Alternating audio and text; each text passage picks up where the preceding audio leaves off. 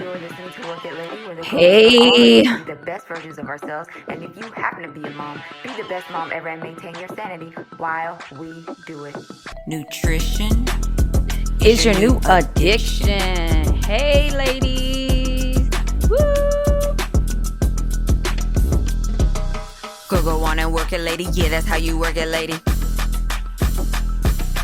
It's never no, or maybe this is how you get it, baby. Work. All right, ladies, how are you doing today? I am so happy to chat with you. If you are new,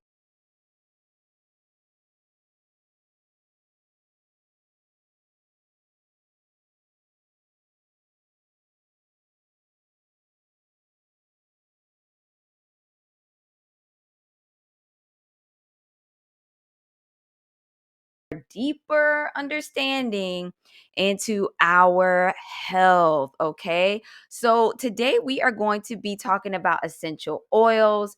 Again, not that I actually want to. I'm going to be honest with you. I had a essential oils episode a few months back where I shared that, it was not a good idea. In fact, could be very harmful to ingest, meaning drink, eat essential oils, and I was attacked online by ladies that are, sellers of essential oils and use them in their different little side businesses that they do, and they were not happy with the content. And it was very sad to see that. Um, there's one thing to have a difference of opinion, but it's quite another to try to silence me, telling me to take the information down. Last time I checked, I don't tell anybody what to put on their page. This is information from National Institutes of Health, PubMed, CDC. That is all the information we're going to be reviewing today. And the reason for that is these are our country's top tier scientific research institutions. They are in place to safeguard us when we go through crises such as the pandemic. These are really the guiding principles. And for those of us in our special community, we got guidance from our, you know, um, official source. And guess what? That was all information based upon National Institutes of Health, CDC, World Health Organization. And so, as um, folks who are trying to be forthright and do what we need to do, that is really the thoughts and information that we should really be ingesting and really following. That's really what we should be following, because that is what the branch and all is following. So if you don't go to doctors and you believe that the healthcare industry just has a agenda against you personally, this might not be the episode for you. I'm going to talk more in the end of this episode about the things that were said to me regarding my last episode and why I will not be silenced, and why now I'm actually going even harder on this, because people need to know this information. People need to know how dangerous essential oils are. Can they be used effectively? Absolutely. They are in so much. Essential oils are even in certain lotions and things that are produced in the mainstream cosmetics industry. And FYI, guys, don't forget, I do work behind the scenes, you know, chemically in the cosmetics industry. Okay. So, I get to see a lot behind the scenes. Am I a chemist? No, I'm not. But I do work for a company that employs chemists and does their own research and has to follow the standards for production as set out by our government. Okay. So, this is not just something that I'm coming up with. This is not even my own ideas. These are ideas published on National Institutes of Health. So I will talk more about that at the end. We are going to go through so much in this episode today. So buckle up, girl. Because last time I was being nice. This time I'm just gonna go straight into it. And hey, if you don't like it, don't take it out on me. Contact the scientists where their names are actually published on these research studies. Contact them and tell them you don't agree, because that's what you're doing. You're not disagreeing with me. I'm not a scientist. I'm not a chemist. You're disagreeing with their work, which is built upon hundreds of years of research. So disagree with them. Their numbers and everything, you know, not their phone numbers, but their names and their information is public. Okay, so anyway, let's go ahead and get into this first part. I know some of you might be shocked to find out essential oils are also endocrine disruptors. And here's the things, guys. I really feel kind of also bad. I've been there. I used to be a huge supplement person. Okay. I used to be a hardcore, like I would take all these supplements. I would take biotin and I would take, all of these things, multivitamins, this and that. And I will still have some of those. Like every now and then I will have a multiple vitamin that I feel is from a manufacturer that I can trust. Little things, if I'm sick or if I'm trying to overcome a specific problem, I will take a supplement. But as far as my daily routine and just taking a bunch of supplements on my own without consulting a doctor, I don't do that anymore because I learned the hard way that it's not good.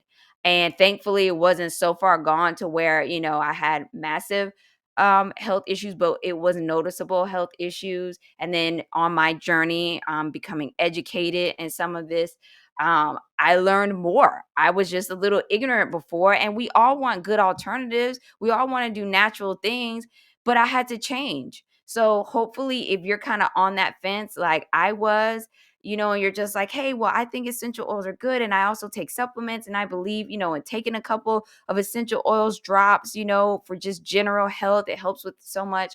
I hope this information can help you. I hope you understand that I'm not completely slamming essential oils. Everything has its place. But, we can't just keep selling the idea. This is the core to this episode today. We cannot keep selling the idea to people through our word of mouth or through our businesses that if you are using essential oils, you are avoiding chemicals, and that all other household chemicals are endocrine disruptors and essential oils are not. They all are. Every chemical out there is an endocrine disruptor, just about. Okay. And essential oils, as you see, we will go through today, you will see that essential oils are also endocrine disruptors based on studies that are published for public view on National Institutes of Health. Okay. So if you're watching on YouTube or if you're listening on podcast, you can pop over to YouTube right now up on the screen. I do have one of the main articles from Natural Institutes of Health sharing that essential oils are actually endocrine disruptors. Okay.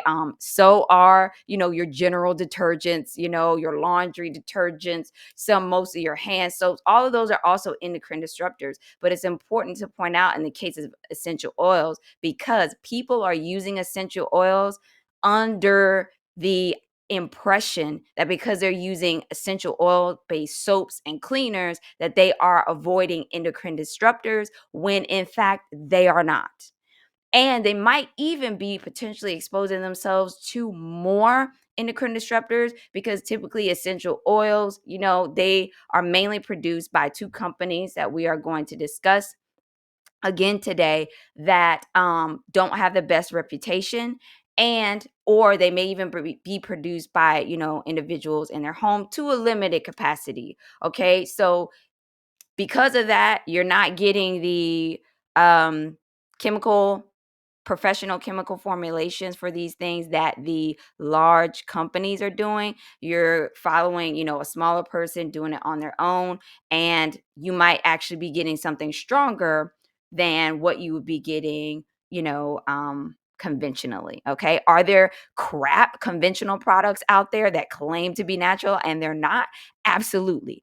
And the essential oils also fall into that. These are basically also conventional products. Okay. Chemicals are chemicals. Essential oils are also chemicals. Okay. So let's get reading on this one.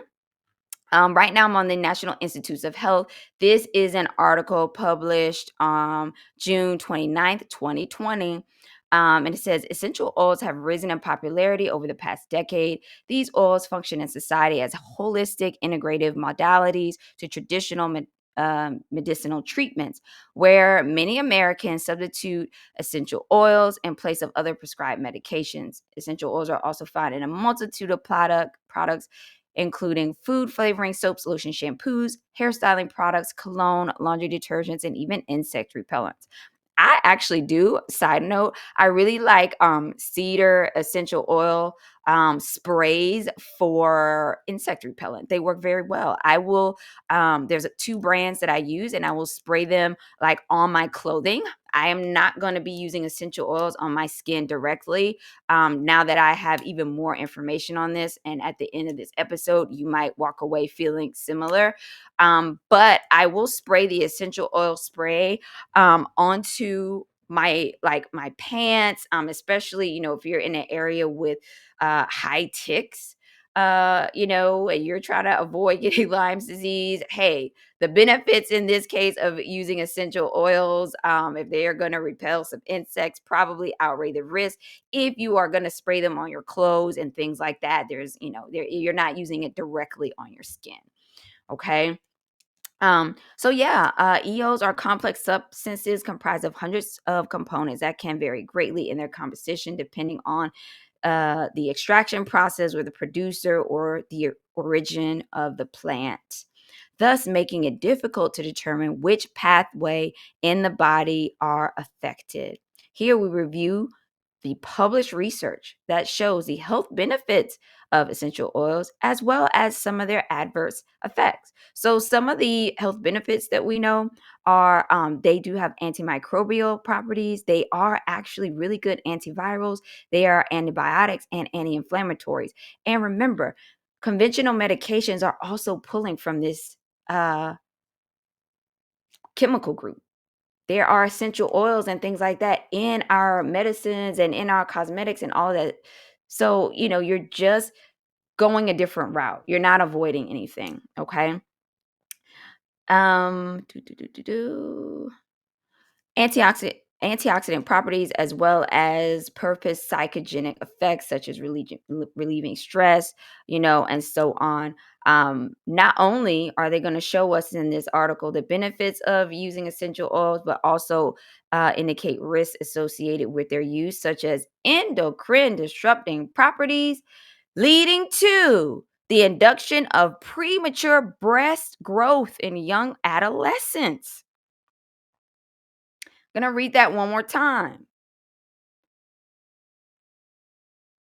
Associated risks with their use, such as endocrine disrupting properties, leading to the induction of premature breast growth in young adolescents. And one of these, I forget which slide it's on, it will be coming, even talks about this issue in young boys. So, again, this is a thing, guys. Okay. Taken together, there are many positive and potentially negative risks to human health associated with essential oils, which make it important to bring awareness to all known effects on the human body. Okay. Uh, let's see here. Potential. All right. There are many methods. So of course, most of these, people smell essential oils, massage or apply to the skin. These are very potent. I don't know if I shared it in the last episode or not, but I was at a little, like, almost like a craft fair type thing. And I was like, oh, I'd like to have a natural alternative to like perfume. Let me try this essential oil for that. Man, I put that stuff on. It was so strong. Within about 10 minutes, I started to feel really lightheaded. My heart started to race. I had to sit down. I just started pounding water, and finally, after about an hour, I could feel it easing up and starting to subside. But I told my husband, I'm like, if my heart rate doesn't slow down in a little bit, you're going to have to take me to the ER. It's not good for my heart rate to be going racing out of my chest like this. So again, that's because I bought from somebody who was making their own thing, and probably just combine some oils, because you can't really like straight up make the oils yourself. Most of the time you're combining oils together, and mixing them with other things to so who knows what they combined. I think that there might have been even maybe marijuana in that one, because the marijuana essential oils are extremely potent. There's a whole body of work on National Institutes of Health about the topical application of marijuana infused essential oils on there. I'm not going to go into that because most of us are not participating with marijuana anyway. That's just not something we do. So I'm not even going to go there for this one. But yeah, it's a thing.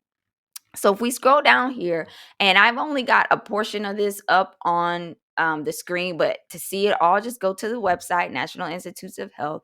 But here on the disrupting activities, excuse me, let me just pop in a little water here. It says, according to the United States Environmental Protection Agency, an endocrine disrupting chemical, EDC, is an exogenous agent that infers with the production, release, transport, metabolism, binding, action, or elimination of natural hormone in the body, responsible for the maintenance of homeostasis and the regulation of developmental processes. And EDC may interfere with hormone action by several mechanisms, and it can be quite complex. The chemicals may bind to hormone receptors and may directly act as an agonist or antagonist, expert, indirect agonist, or an antagonist action, or may bind to allosteric sites and yield unanticipated effects at very low concentrations. In addition, these chemicals are known to interfere with hormone synthesis, metabolism, transport, and degradation. Okay.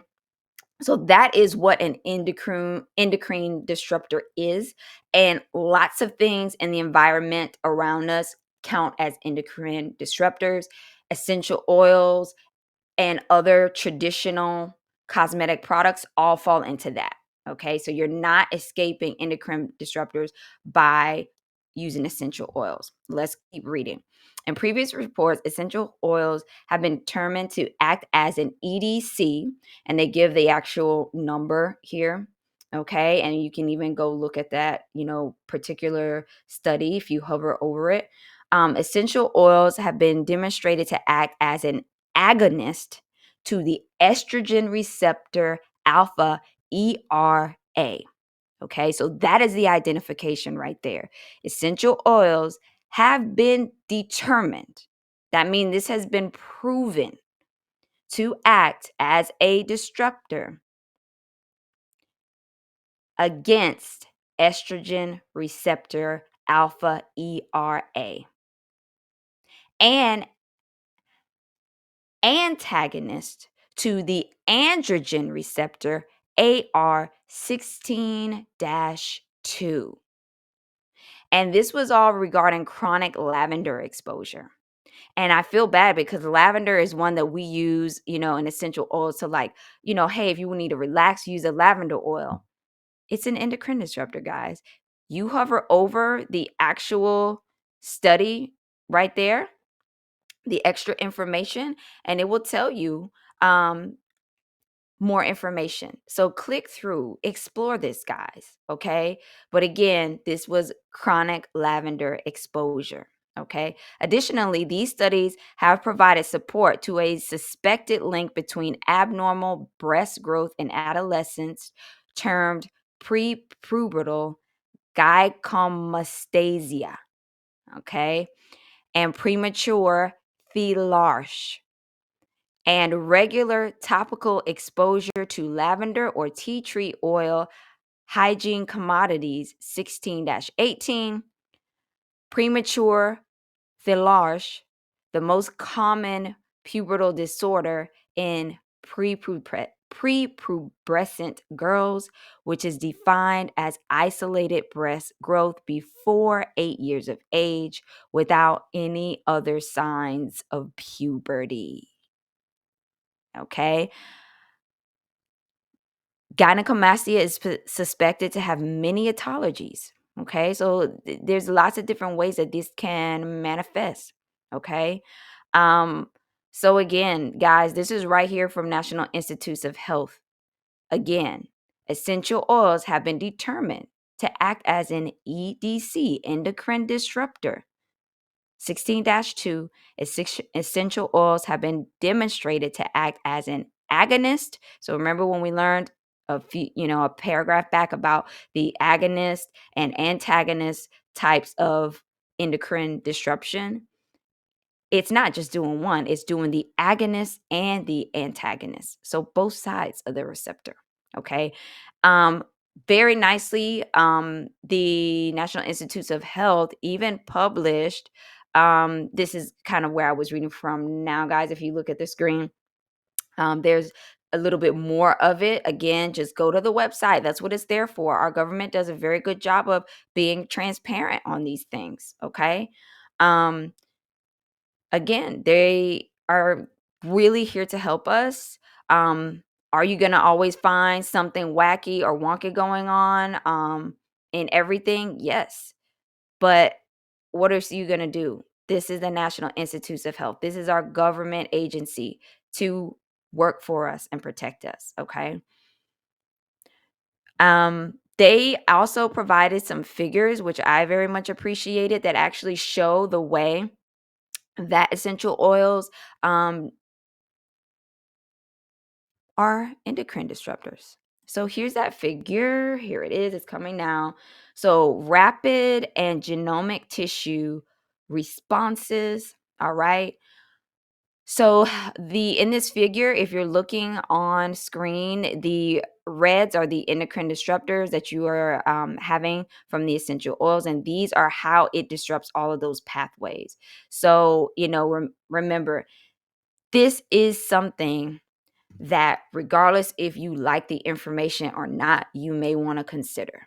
Now, what breaks my heart is that many who subscribe to essential oils are coming there because they are suffering with health ailments. That is how I was when it came to supplements. And like I said, I had to stop. There's nothing wrong with saying, you know what? I really thought that I was on the right path. Turns out I wasn't. I can change now. The power of change. We are able to change at any point in time. Like I said, this is the information. This figure on the screen is a figure provided by our government to show us the exact path, how it actually is messing with our estrogen, causing extra breast growth in young girls as well as boys. And again, a lot of moms are using essential oils to help their kids sleep. They're putting lavender oil on them. They're putting all these things, and they're using it straight from the little vial. So it is pretty strong. Um, Sorry, that is really, really something you should reconsider. Okay. But that's up to you. We're all different. You might be like, hey, I'm just gonna rock on. Go for it, girl. Whatever floats your boat. But I'm just doing my due diligence here. Okay. Let me just make sure I am not missing anything because there's a lot on these hormone disruptors that I want to make sure that I cover. So that was one article on National Institutes of Health. It even talks about the way that these are made. It talks about other negative side effects have been asthma, increased bleeding, eye irritation, neurotoxicity, genotoxicity, and immune toxicity with some of the essential oils. So just read through the entire article. The articles on the National Institutes of Health, some of them are quite lengthy, especially if you actually open up all the components of them. But they are very informative. Some of the language can be hard to understand, but just do the best you can. Now, what they also do have is like more of a front facing side to National Institutes of Health that has articles that are a little bit more like user friendly, I'll say. And that is the article I am going to share now. So this one also says much of the same things as the like linear research based article that I shared, but this is also from the National Institutes of Health as well. And again, the first website is ncbi.nlm.nih.gov. And now the website that is a little bit more user friendly and uses simpler language is niehs.nih.gov. Okay. So if doing the scientific reading is too much, just hop over onto the layman's side of National Institutes of Health. So that's where we're at right now. Um, Top of the article just kind of talks about what essential oils are. Let's talk about here where it says have researchers study essential oils. Previous studies, and then it kind of gives you some links to those studies, have shown that lavender and tea tree oil may act as endocrine disrupting chemicals, which have been associated with several health issues.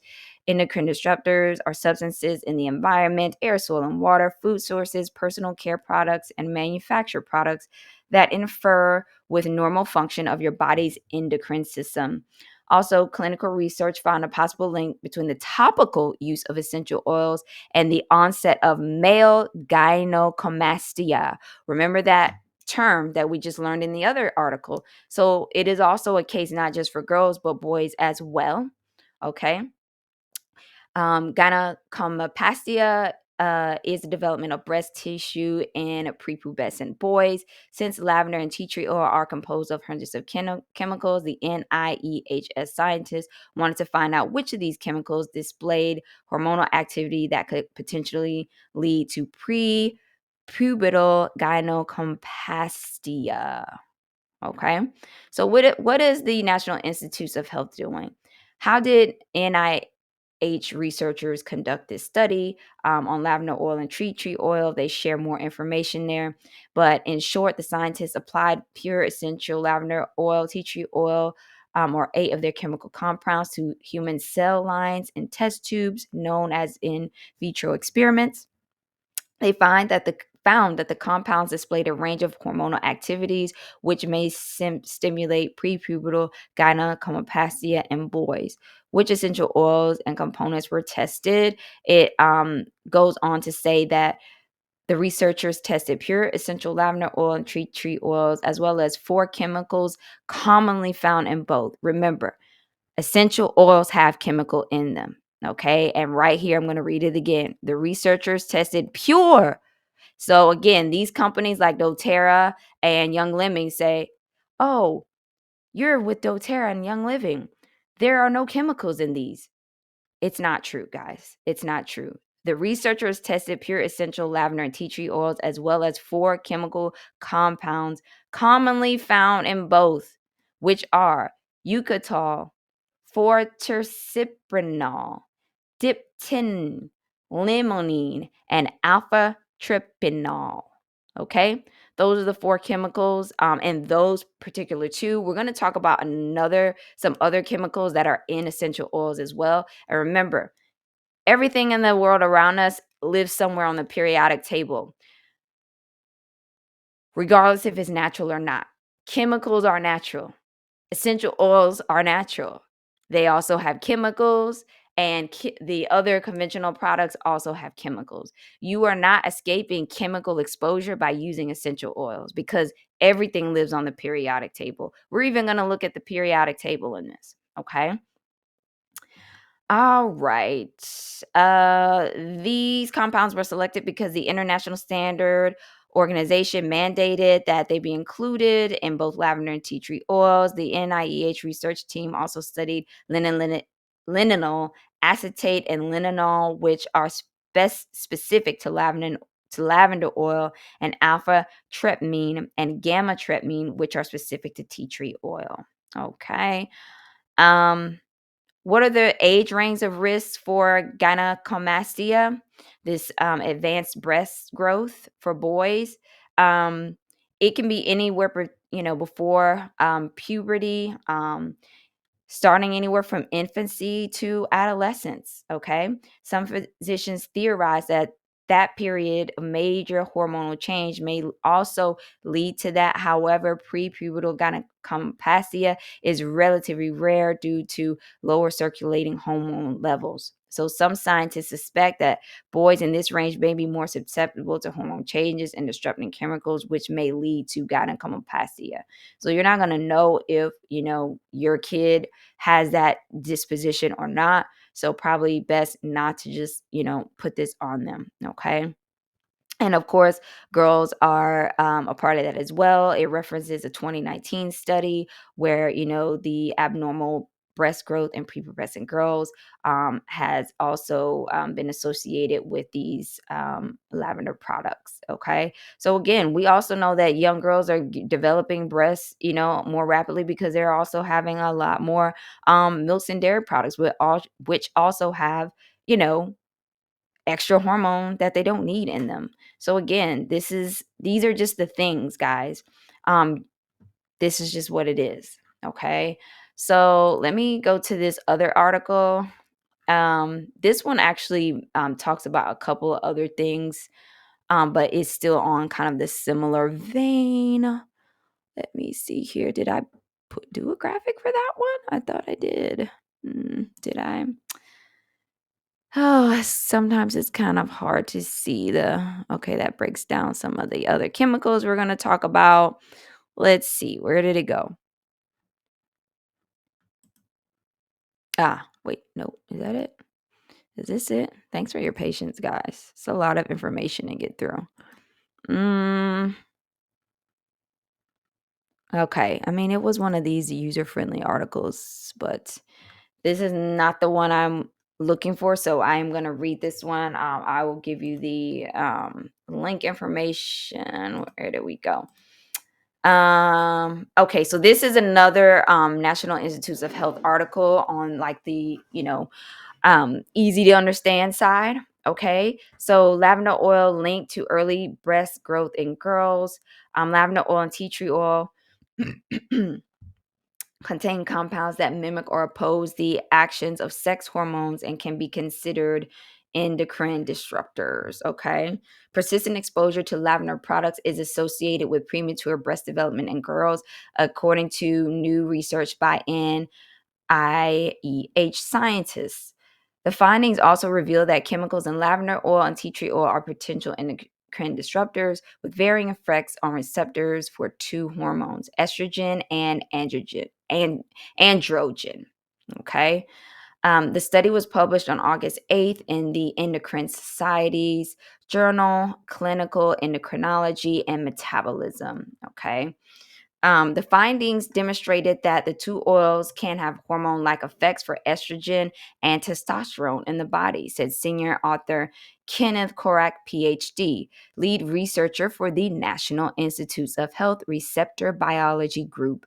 Lavender oil and tea tree oil could pose potential health exposure concerns and should be researched further, especially because these oils are available without a written prescription from medical professionals and are not regulated by the Food and Drug Administration. So when we go through some of this other things, you will find that essential oils are in essence like the precursor to modern day drugs. And because of that, a lot of them can actually be stronger than the drugs that you get. Before the advent of, pharmaceutical companies and scientific research facilities, you kind of, you heard of turpentine. We're going to get to that, term later on in this, but, they kind of tinkered around and did their thing. And, hey, they made something that worked. And, but now we've got more of a refined medications kind of build on some of this, but they're just more refined and a little safer to use because they've done so much research on the dosages. We talked about the dosages in my previous essential oil one, but that's one of the main things is that this is not regulated by the Food and Drug Administration. Therefore, the dosage or how much essential oil should be in, say, a whatever product it is that you make, there isn't a guide, really that is official. So that's the thing. Okay. Let's see. Where was the other part? Okay. Lavender oil and tea tree oil are among the most popular essential oils. Today, our society deems essential oils as another remedy, as a safe alternative for medical treatment, personal hygiene commodities, aromatherapy, and cleaning products, said lead author Tyler Ramsey, who's a postgraduate fellow on Korak's team. However, there are many natural products that have effects on the human body similar to some synthetic drugs. Okay. So again, all right. In a previous study, Korak and his team showed that exposure to lavender oil and tea tree oil is linked to prepubertal gynecomastia, or that abnormal breast development in males.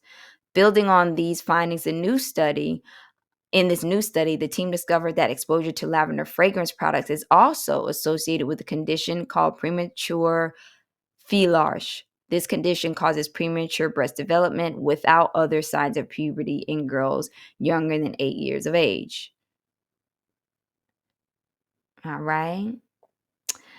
Over a 7-year period, the clinical colleagues identified 24 patients who were seen for prepubertal gynecomastia or premature village at Nicholas Children's Hospital in Miami, Florida. Among these patients, 5 girls and 11 boys were exposed to lavender fragrance-containing products such as cologne, shampoos, and soaps.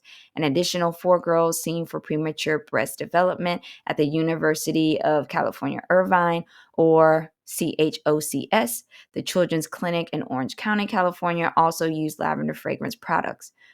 One girl who was bathed with the soap containing lavender oil since infancy showed breast development by 1 year of age. Another girl showed signs of breast development after 1 year of exposure to lavender oil diffuser that ran all day on the nearby teacher's table. Among one boy and 3 girls with the case with among the one boy and 3 girls with case reports, breast tissue regressed within 6 months after they stopped being exposed to lavender fragrance products. Powerful information. Powerful information. Okay. Explore the underlying mechanisms. Korak and his team examined the effects of the 8 compounds present in lavender oil and tea tree oil. Some of the components had varying degrees of estrogenic or anti-androgenic properties, as shown by their effects on the estrogen receptor alpha and androgen receptor activities in human cells. The findings suggest that the compounds in the essential oils may promote breast growth and enhancing estrogen activity while inhibiting androgenetic activity. Okay. So it goes on even further. But I do feel like we touched on some of the heavy hitting information there.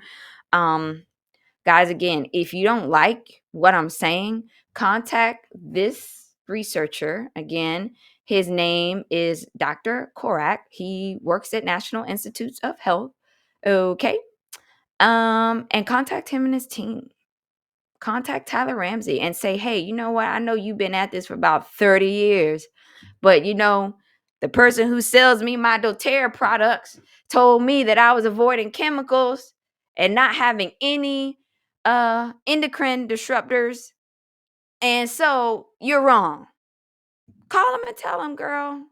Call him and tell him. Okay. Let's move along here. There is some other things that I wanted to share. Which one was this about? Man, I got so much information up here on this. I'm making myself dizzy with this. Okay. This was a fun one from the American Council on Science and Health. Let me see if I have the graphic for this one.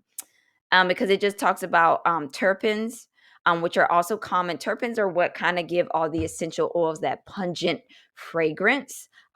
It is the the production of terpenes. Okay. So let's go back here. I thought I got the one on terpenes. Yes, I got the one on terpenes. All right, let's talk terpenes. Okay. So terpenes. Oh, now where am I? No. Nope, we're gonna talk about phenols in a minute. That ain't where I'm at. That ain't where I'm at either. There we go. Terpenes. Okay.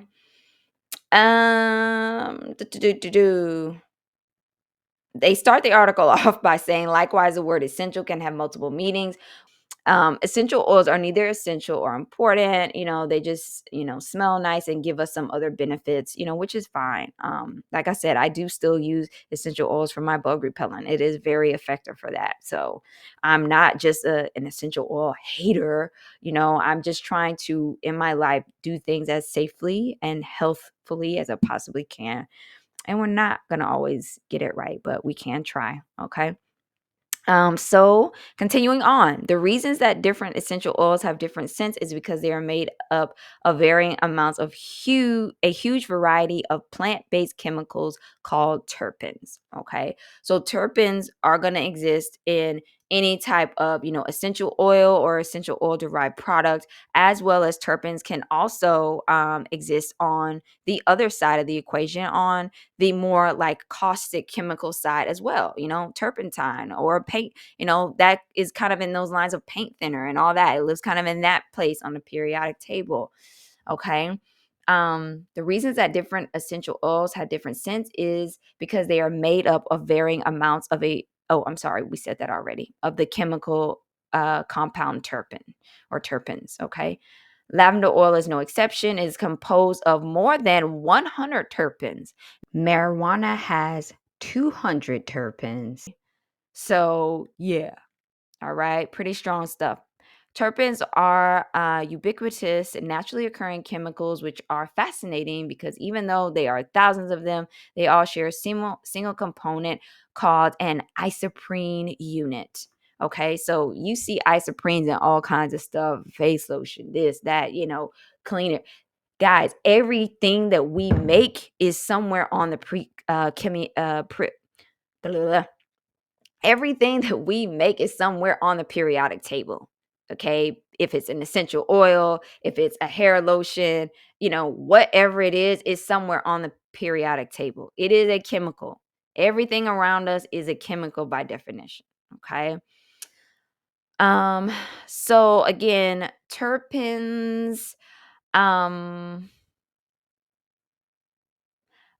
has at its core this isoprene unit, which is a 5-atom collection of carbon atoms that always has the same framework. All isoprene units bond to other isoprene subunits to form an enormous variety of terpenes of varying sizes, shapes, and scents, and medicinal and toxicological properties.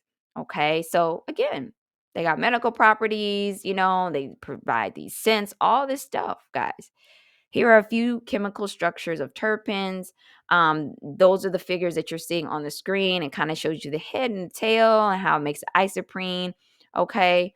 And then even when some of those chains are broken into smaller fragments like twos or threes, it just kind of changes around the carbon atoms and then they do different things and make different chemicals. So very interesting. It even talks about vitamin A, which is also the kind of the base of a lot of retinoids, which again, it's, these are all things, they're all interchangeable. So stop selling people the idea that if they buy your product, they are not getting chemicals.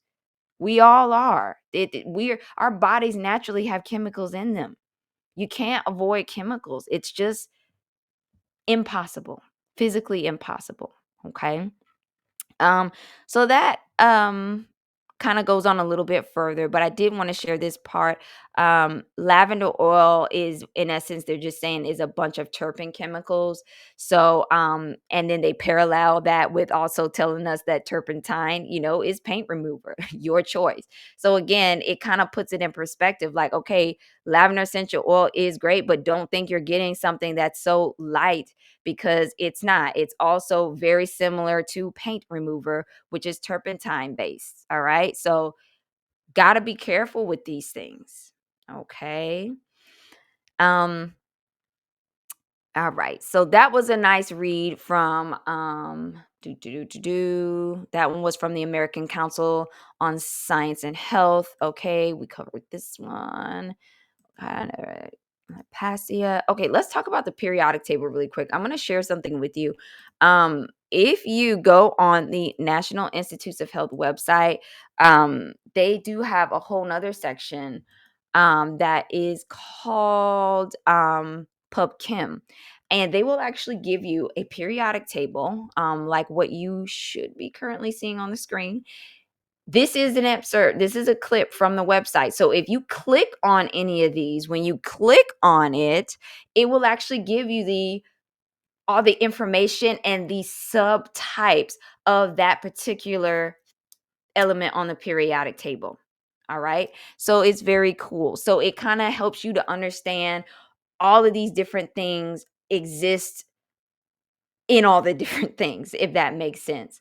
So let me give you kind of the one of the ones that was an expanded one. I think I did have this one expand out. I clicked on one of them because I wanted to show you guys how cool it looked when um you click on it. Oh, did I do that? Oh, sorry guys. I don't think I did that one. Let me look through. I think I did. I know I did. Hmm. You know, some of my slides are not sliding. Where did that one go?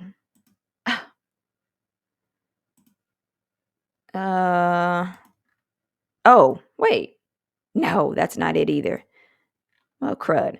Sorry, guys. I don't have that one up here. But it basically, when you click on it, hold on a second. I'm gonna see if I can get it up here. I could have sworn that I downloaded that. Let me see. Did I? Yes, I did. Because we were going to talk about phenol.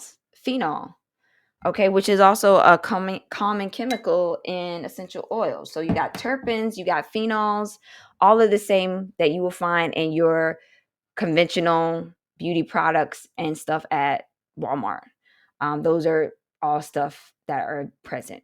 Okay, I'm gonna try to get this one up here real quick. Bear with me, guys. I'm gonna do this one on the fly. Okay, so we are here. Um, while I do this, guys, don't forget, take a gander over to National Institutes of Health and check it out.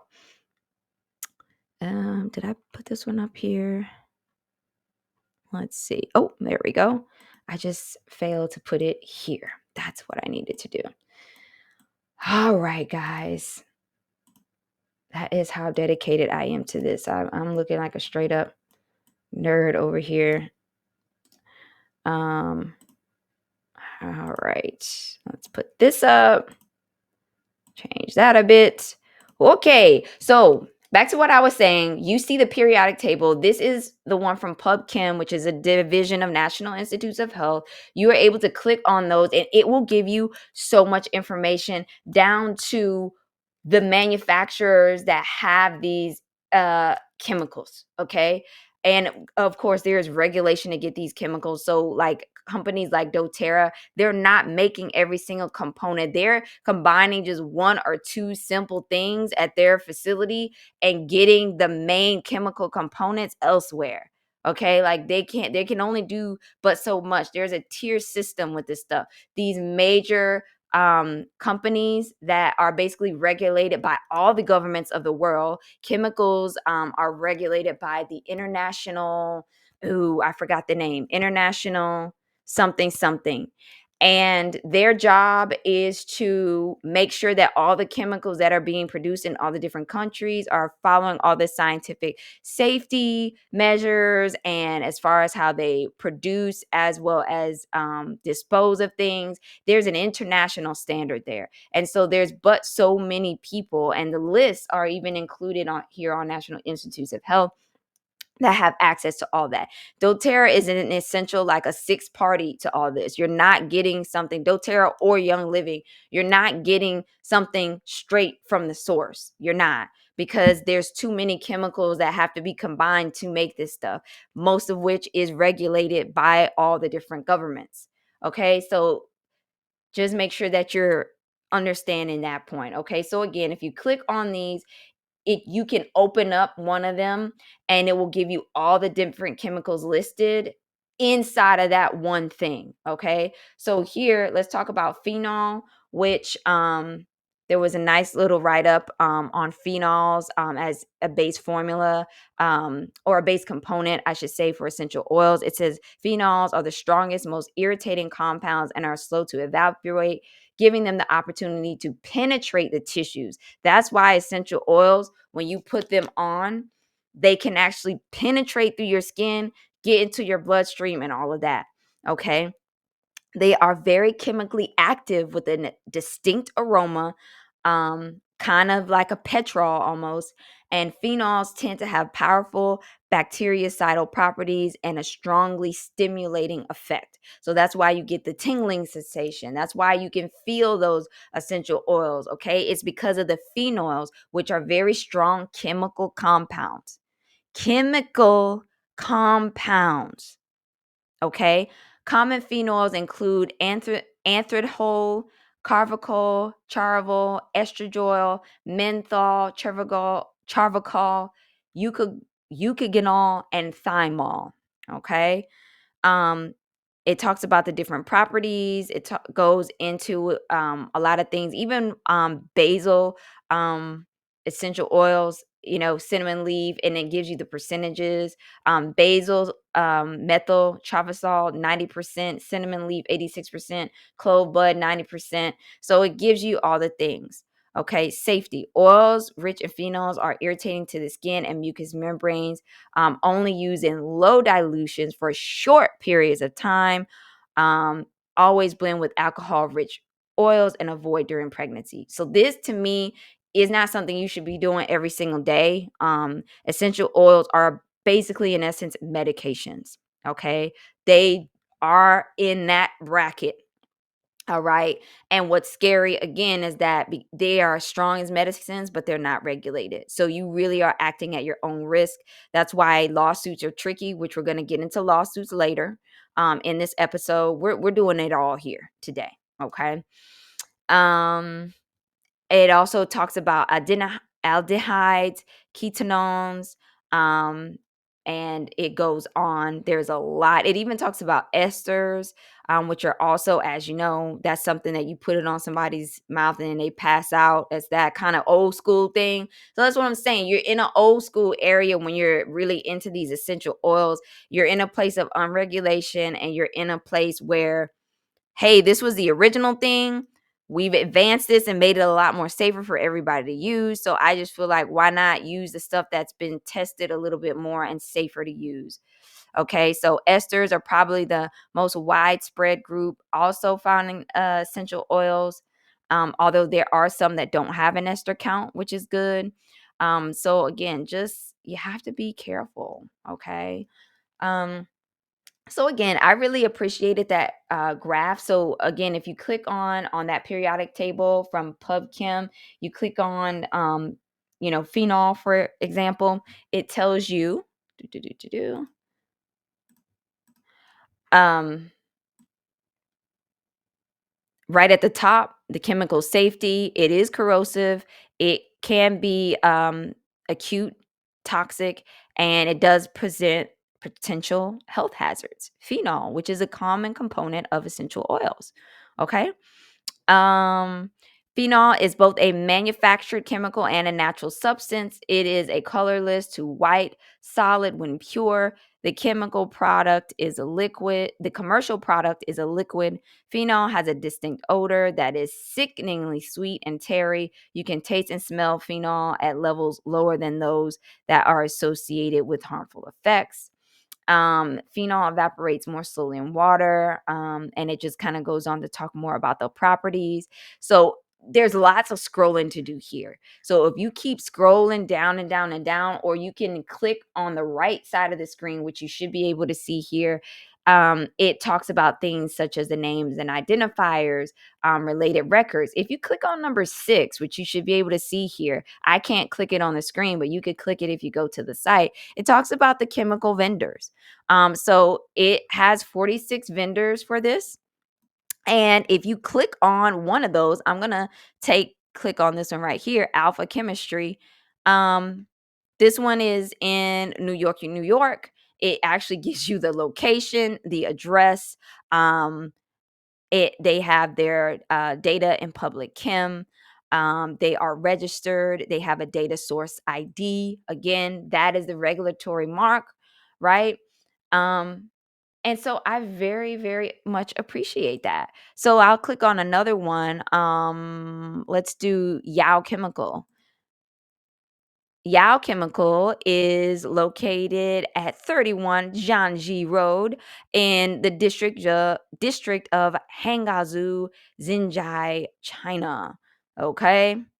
It's got their source ID code as well, and it shows you where they're located. Okay?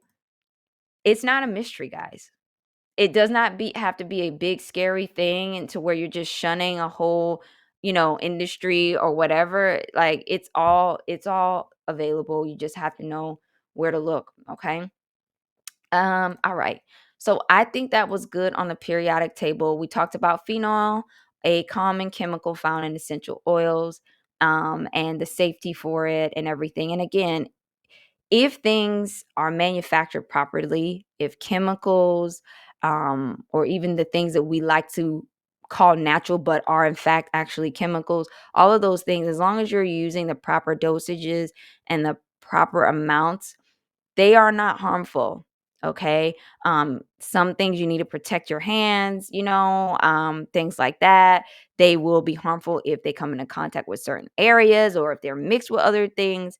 But guys, this is the risk of life. You're not going to avoid using chemicals by using essential oil only products. Okay. You're just not, because they're also chemicals.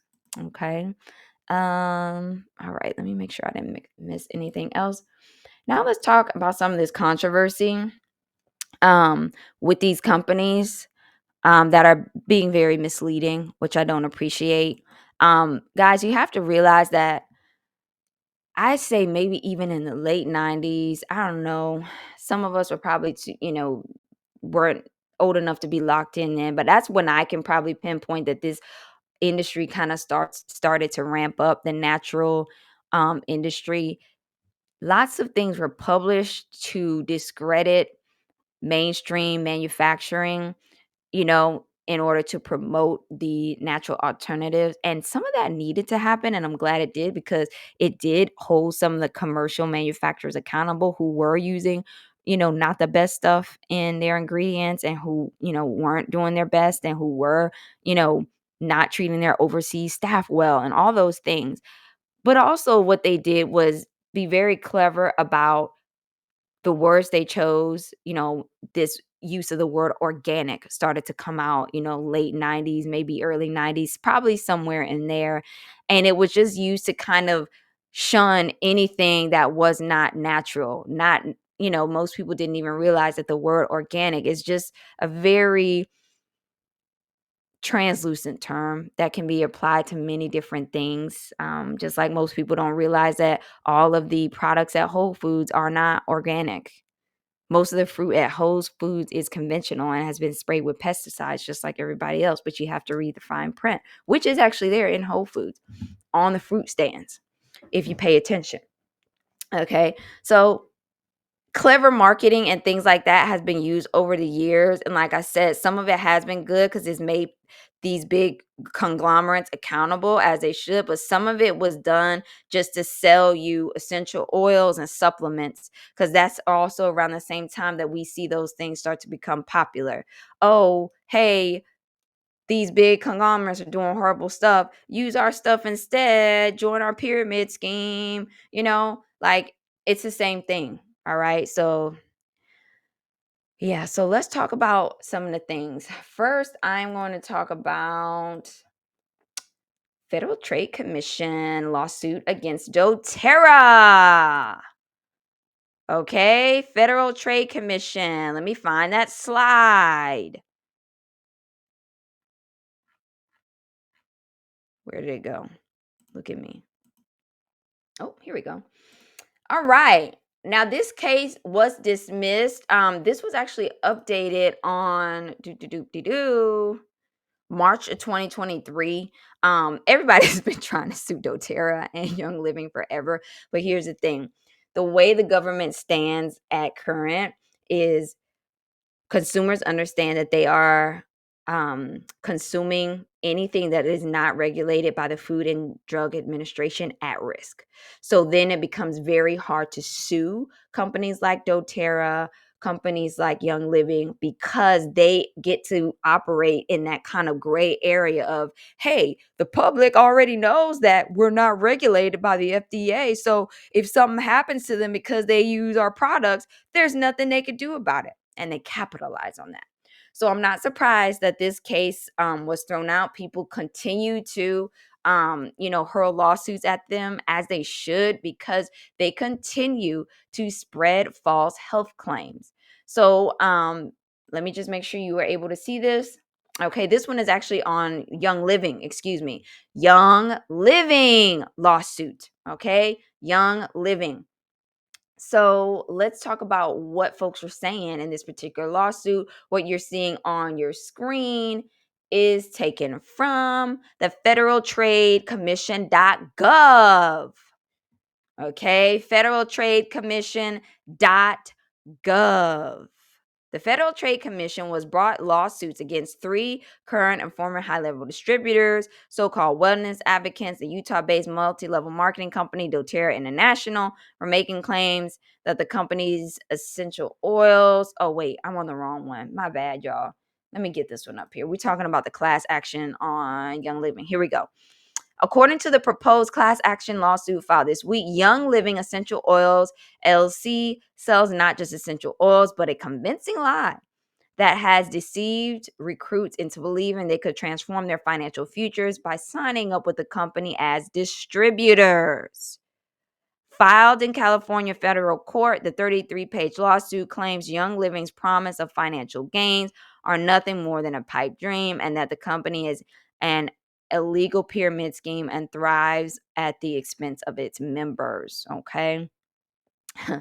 Founded in 1993 by D. Gary Young, Utah-based Young Living is set up as a multi-level marketing scheme operating whose flagship product is essential oils. The case explains, though not all MLO business are illegitimate, these lawsuits are the defining characteristic of illegal pyramid schemes, that the financial success of its members is overwhelmingly dependent on their recruitment of new members rather than on the sale of products. So this is what this particular lawsuit is about. People have also sued them for adverse health events.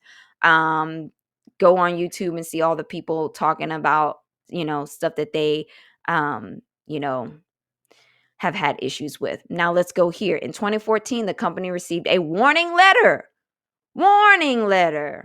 from the U.S. Food and Drug Administration, in which the agency accused Young Living of promoting some of its essential oils as products as unapproved new drugs for treatments of all kinds of diseases, including Ebola, Parkinson's disease, autism, diabetes, hypertension, cancer, multiple sclerosis, and dementia. In 2017, Young Living reportedly paid $760,000 after pleading guilty to the illegal trafficking of rosewood and spikenard oil in violation of the Lacey Act of Endangered Species.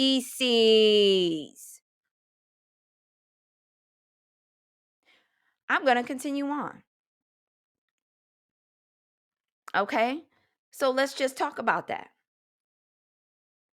They pled guilty to illegal trafficking of rosewood and spikenard oil, which is a violation of the Lacey Act and the Endangered Species Act. We're going to talk about the founder of Young Living in a little bit, because I need to establish some premise as to why I would not recommend anybody use Young Living or doTERRA products, because of the history of the founding members of this company. They are trying to do damage control now and clean up. They have done a few things a little bit in a better direction, but they're still doing their thing. Okay. Um, so again, just not a good idea. And in 2018, the company was ordered to pay $1.8 million in a lawsuit against a competitor that the judge determined was filed by Young Living in bad faith. The case further alleges that the company founder, Gary Young, has also been subject to some controversy, noting that he was prosecuted for practicing medicine without a license and once ran a now shuttered Young Living research clinic in Utah, where he allegedly employed a quack physician convicted of manslaughter. Not to mention, in the complaint are allegations that Young ran another clinic in Tijuana, Mexico, and An undercover reporter was told that he was suffering from cancer after he submitted fake blood samples taken from a healthy 7-year-old 20-pound tabby cat and a chicken. I can't with it.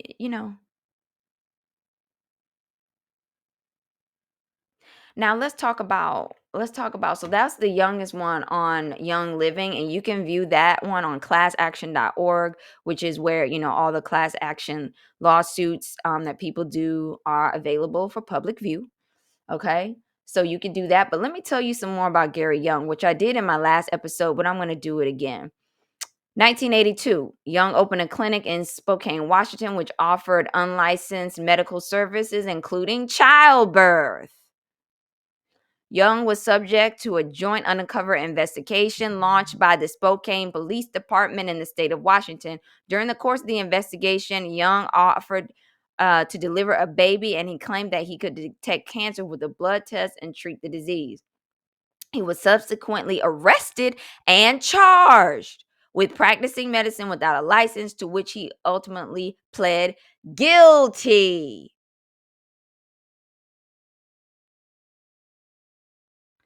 1986, while promoting himself as a neuropathic doctor, Young was operating the Reseda Beach Clinic in Tijuana, Mexico, offering detoxification for cancer and lupus, using treatments whose efficacy was questioned in an investigative report by the Los Angeles Times. In 2000, Young opened the Young Life Research Clinic located in Springfield, Utah. The clinic provided essential oils and alternative therapies to people suffering from a variety of ailments, including depression and cancer. In 2004, the Utah Attorney General charged a clinic employee with practicing medicine without a license for conducting diagnostic tests and prescribing products to patients between the year 2000 and 2002. The clinic had also employed a pediatrician whose medical license had previously been suspended. Okay. Um, Now, also, this man, there I talked about his child that ended up dying because I think he was trying to deliver it in a whirlpool. And the child was healthy, as was determined by the coroner. That is also listed here. That baby died due to oxygen deprivation and survived and could have survived if it was delivered in a hospital. So that's another thing too. I always wanted a home birth and to do like that natural thing, and you will find a correlation between women who believe in the home births and all of that and who use these products. And it's a shame because this product company is kind of exploiting something that we should be able to do. Like, we should be able to do a natural home birth, and you can, if you're willing to take that risk, but it's very risky. It is very risky. And often when you go to these birth facilities, you could end up with someone like this who, because these birth facilities like that, like a private clinic, like a birth center that is not a hospital where you can do like a water birth, or people who come to you and do home births, they're not licensed. And many of them are people who have lost their license and now, go into this other area because it's a gray area, it's unregulated. Whenever you go into an area that is unregulated, you are taking a big chance. That is what I'm trying to tell you. Okay. And so again, Young, he done, his baby didn't make it. And then a few years later, he trying to deliver somebody else's baby, all because he didn't want to go to the hospital. And this is the type of man that you want to actually drink and eat his products and put it in your body.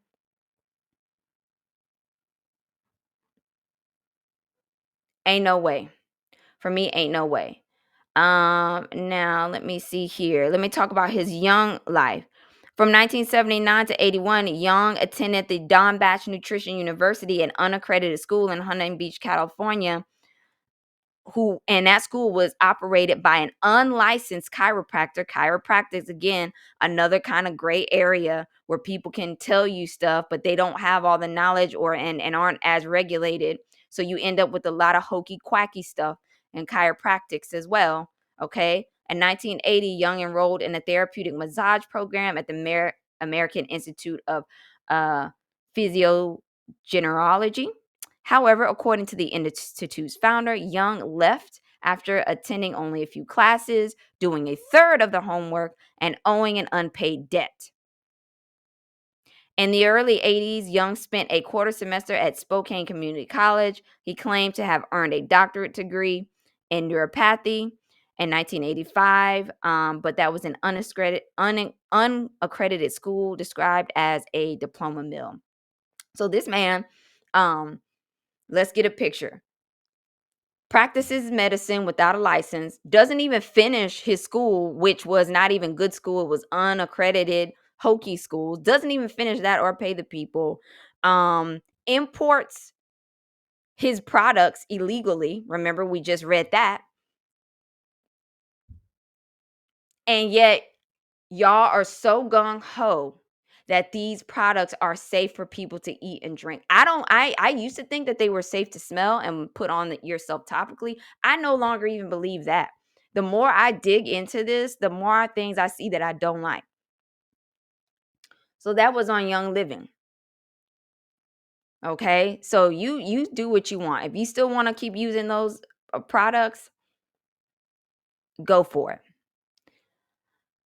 Okay, let's press it along.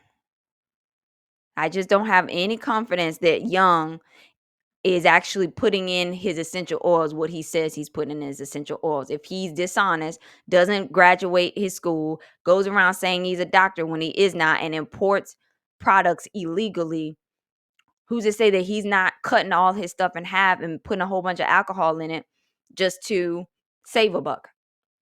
Wouldn't surprise me none with this dude's track record. Y'all can have fun. Okay, Federal Trade Commission. We're on to doTERRA now. This is the other side that has a cult following. The doTERRAists and the Young Livingists, it's very culty. And we're going to talk about some information we all received at our one-day special assembly that we all attend regarding MLMs. Okay, but right now I'm going to keep on with this Federal Trade Commission. Federal Trade Commission takes action against doTERRA and doTERRA distributors for false COVID-19 health claims.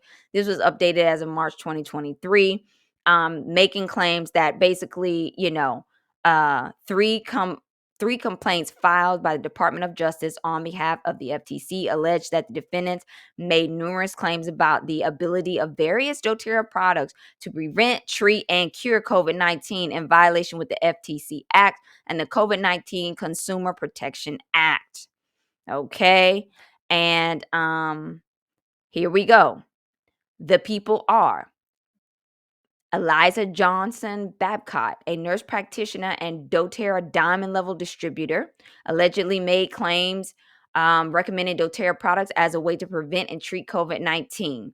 Laura Bush, a former registered nurse, former being the key word, as I said before.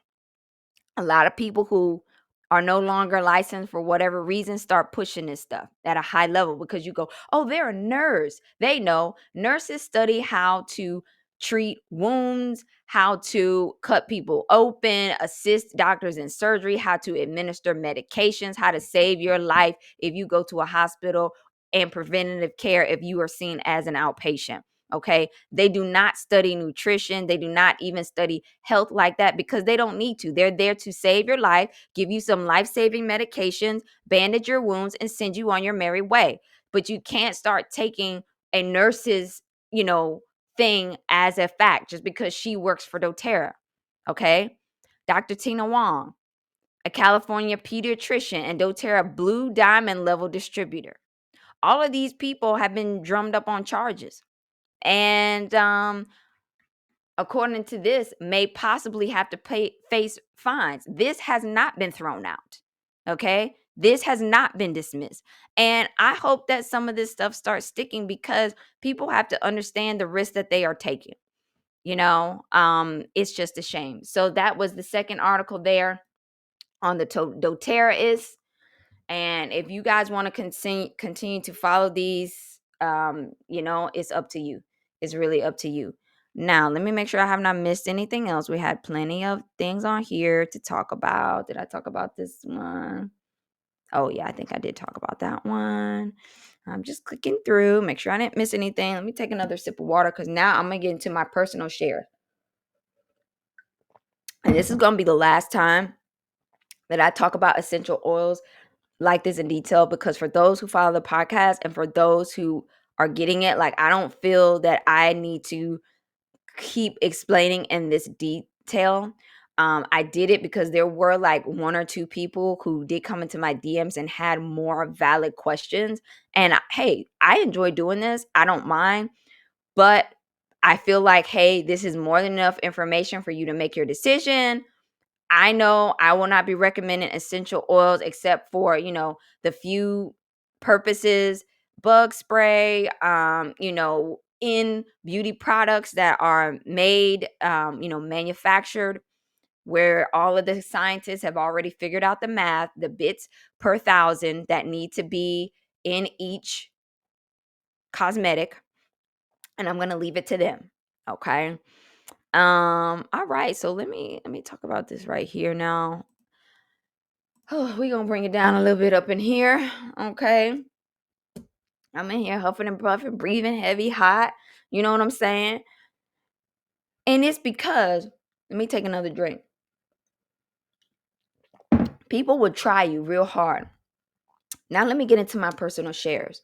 So the last time that I posted about eating and ingesting essential oils, that was just a very overall, I didn't even go in this depth because I was like, there are people who really, really feel strongly about their essential oils, and that's their thing. I just wanted to share from a nutritional health standpoint why it's not a good idea. A lot of which I did share in that episode. That one touches a little more on the nutrition part. If you haven't listened to that one, go back and listen to that one so you can get those tidbits. Um, but after I posted that, I started getting some really nasty DMs of many people, some of which were sisters, telling me that, hey, I need to take this down. You can't talk about essential oils like that. It's not true. What you're saying is not scientifically sound. You're just sitting on the internet doing research. Well, yeah. There's a lot of good you can find on the internet, and there's a lot of bad. And National Institutes of Health is on the internet as well. Aren't we thankful for that? Okay. Oh, you're just Google searching. Well, no, I'm searching National Institutes of Health. Anything that is public that they have, that's what I'm searching. This is not something made up. So I mentioned before at our one day special assembly, it talked about MLM schemes, and it was under the part entitled, bear with me a second, I do have it here. Oh, where did it go?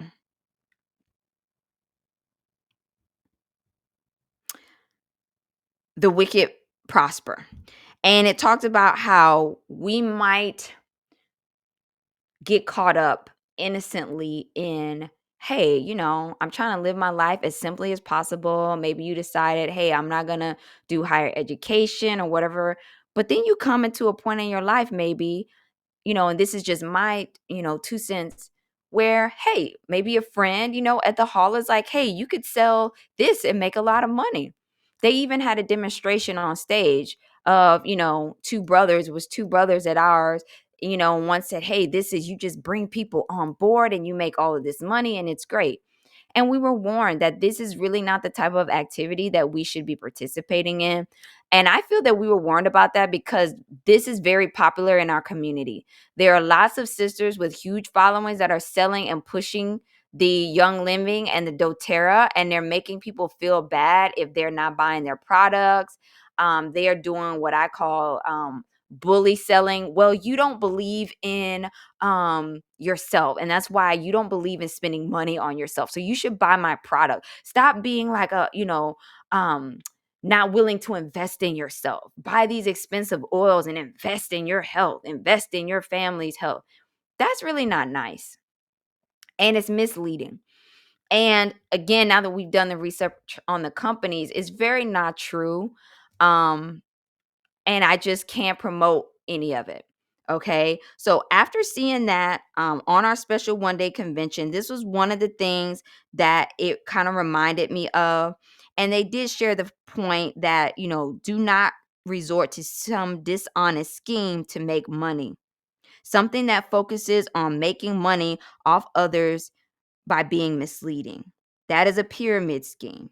Okay, so some of these are my own notes and not all the exact verbiage that was used, but the general idea was that recruiting people into these schemes, they have a saturation point.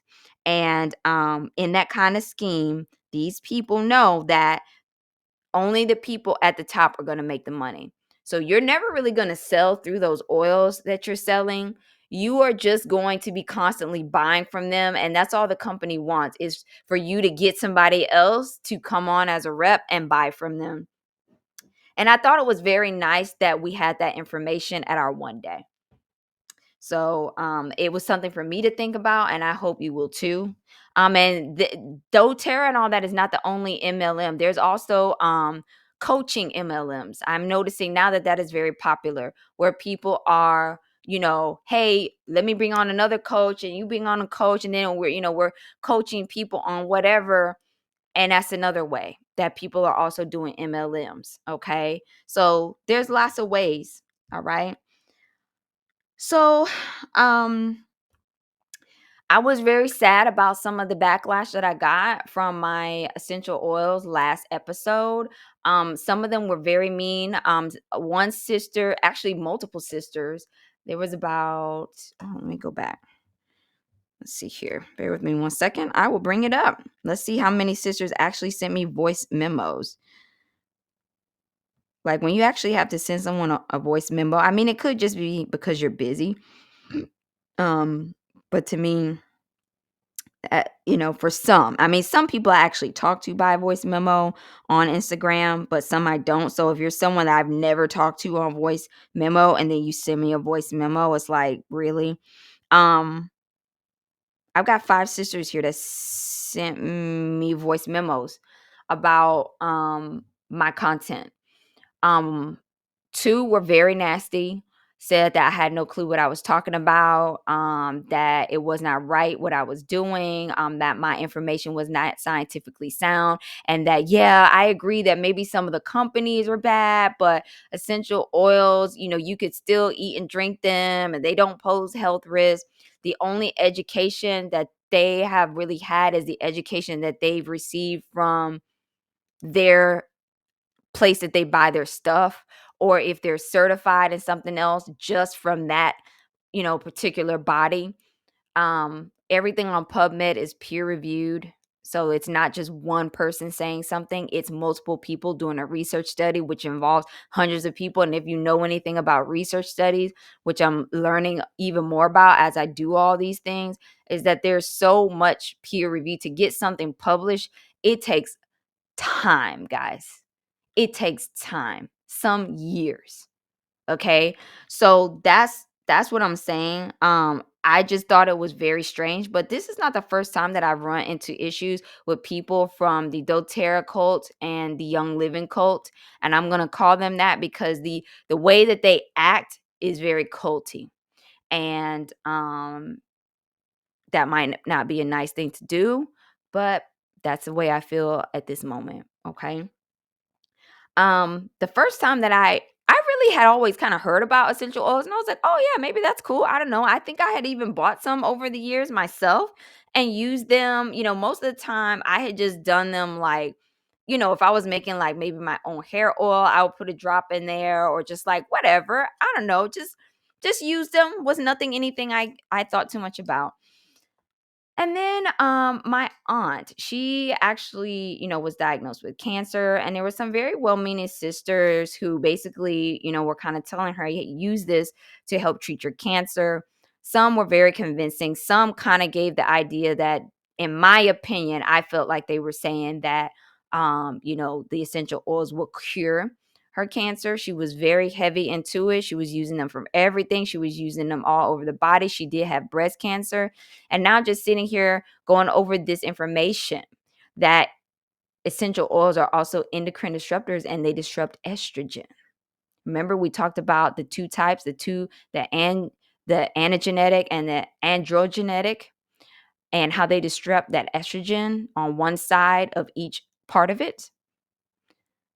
that makes me wonder, maybe the essential oils actually brought her cancer upon because she was using essential oils heavily before she even developed cancer. Now, I can't say that for sure. I don't know. There's lots of things that go into developing cancer. She did struggle with her weight. We all eat greasy food, which, truth be told, my auntie loved herself some pork rinds. um, oh, poor Auntie Ree.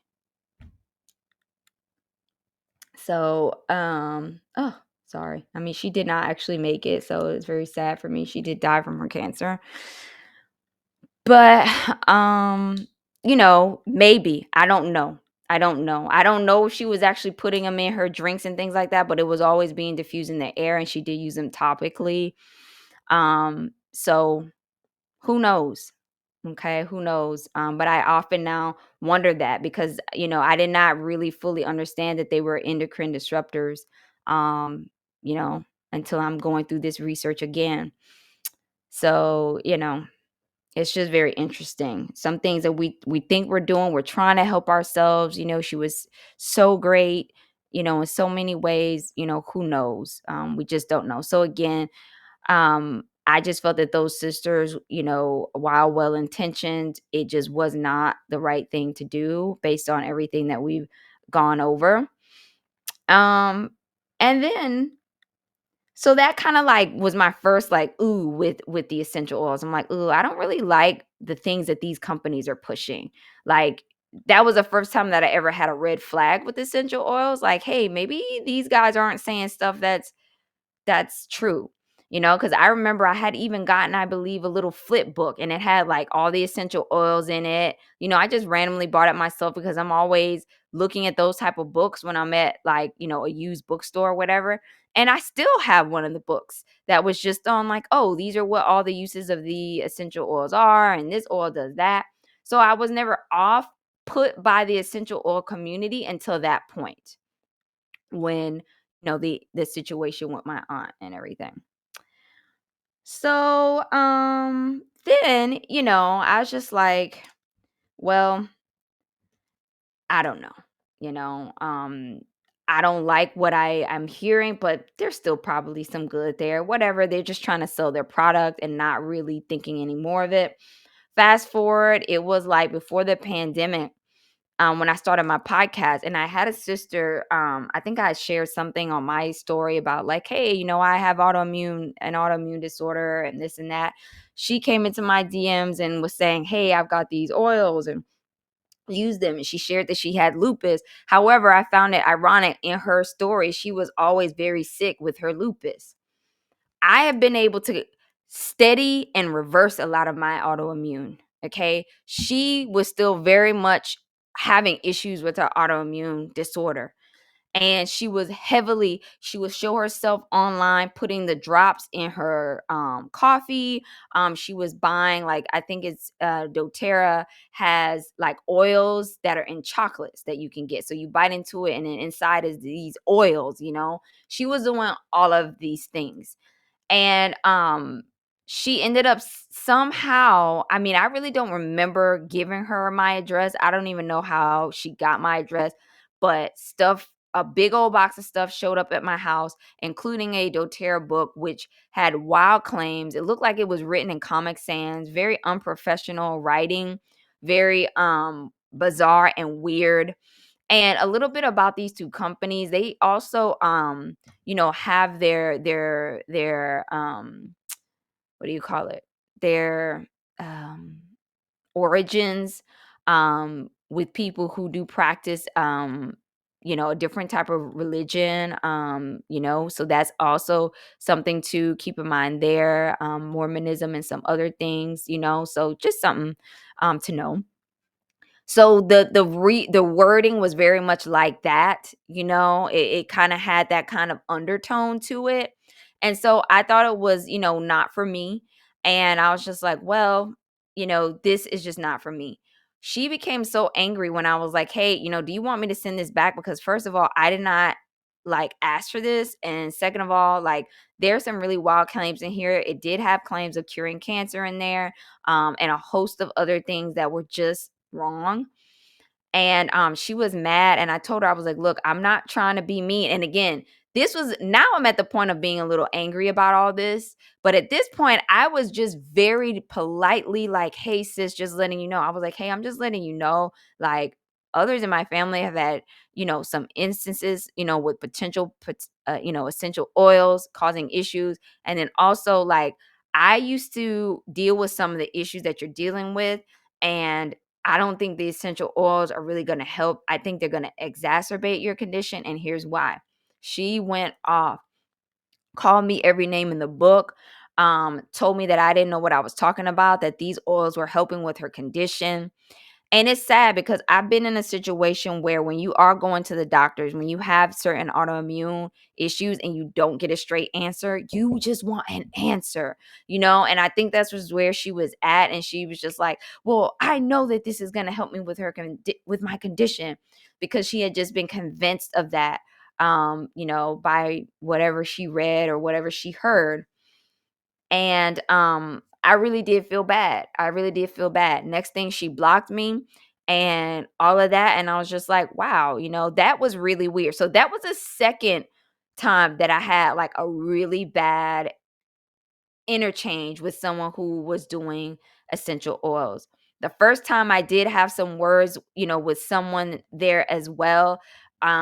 But then this one was like even worse than that. So I'm like, okay, what's up with these young living endoterra people? Like, they're really aggressive, they're mean. If you don't agree with what they say, they are really mean. Like, that's really weird.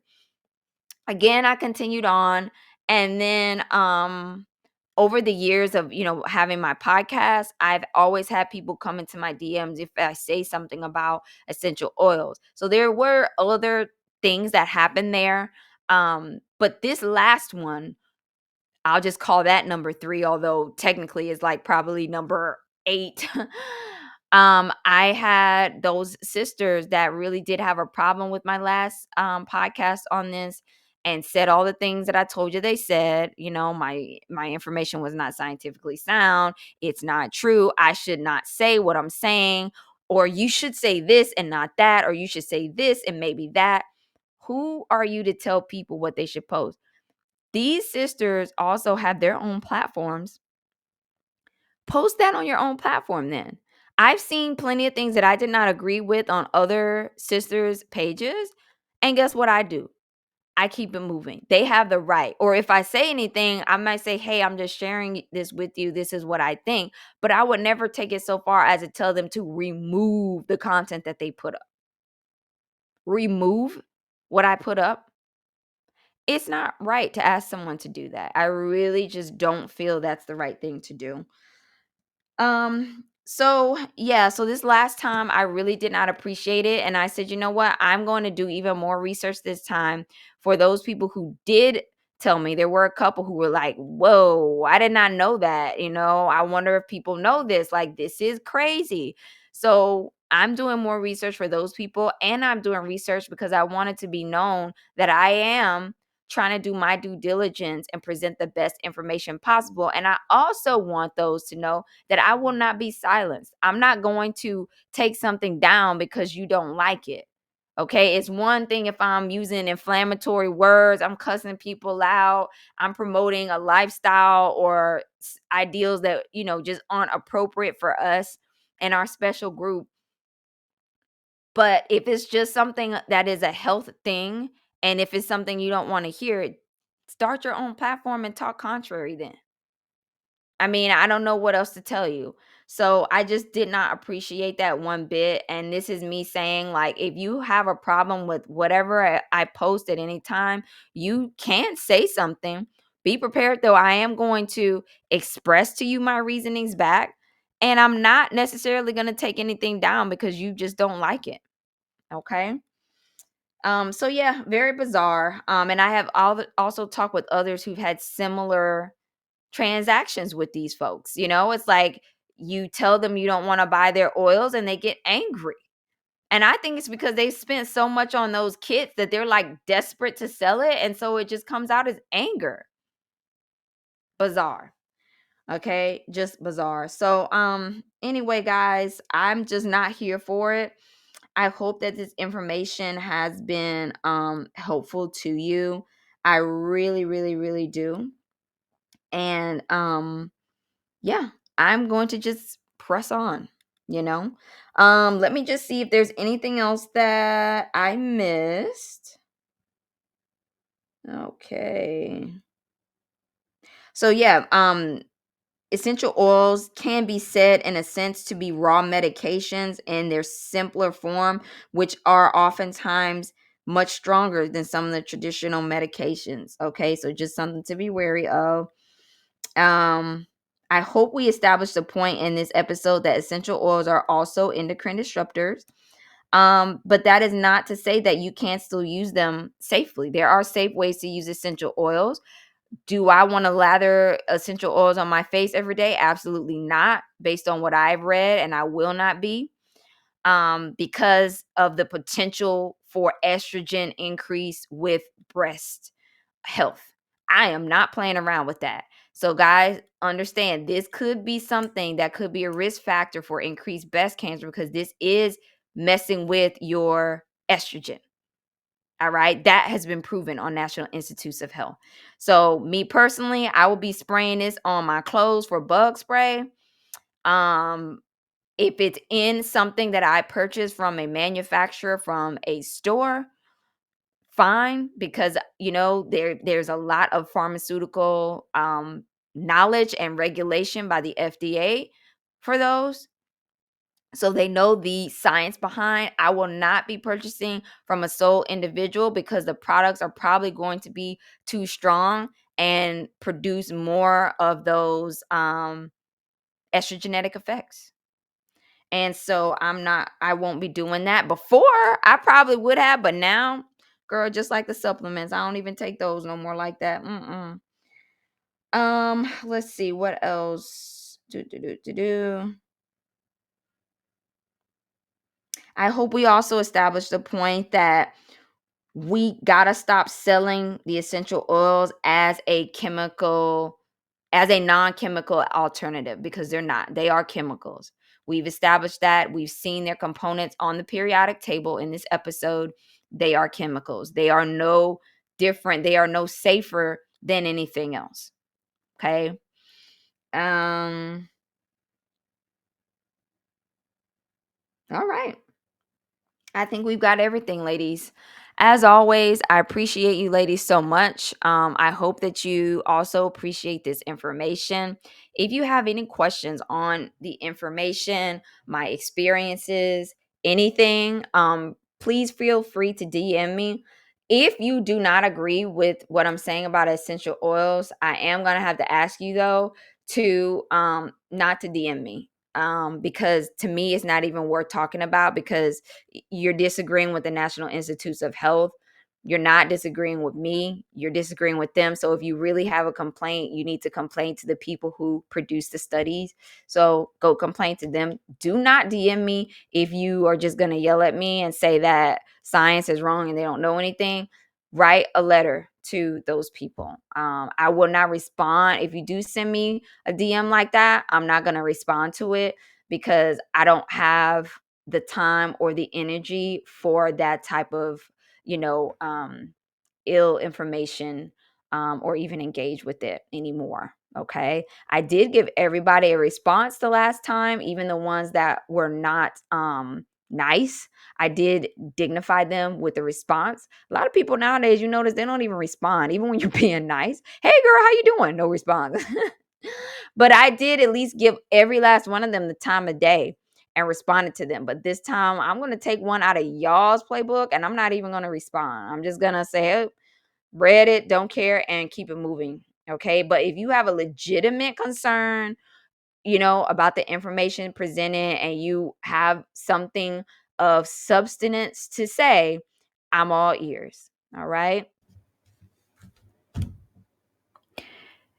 And you all, I think I did touch on what makes essential oils different in the first essential oil video, but I can't remember, but I will briefly describe it here.